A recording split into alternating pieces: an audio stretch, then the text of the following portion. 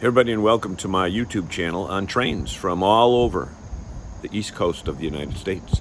And if you enjoy these videos, please take a second to hit the thanks button. It's down, it's a brand new feature on YouTube. It's down at the bottom where it says share and like and everything else. It says thanks.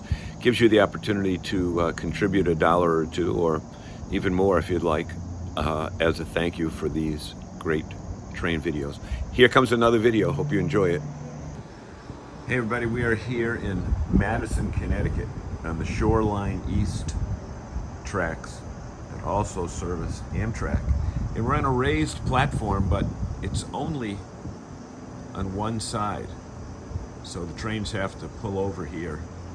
They have to be on this track in order to stop here. But as I look up here, I see something very interesting. Maybe you can tell me what it is.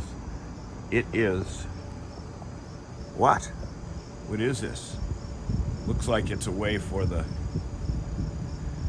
passengers on the far track, if they have to get off the train, to get off the train, but it's a locked fence. So, if anybody knows what this scoop is, we're in Madison, Connecticut, and Shoreline East. What is that?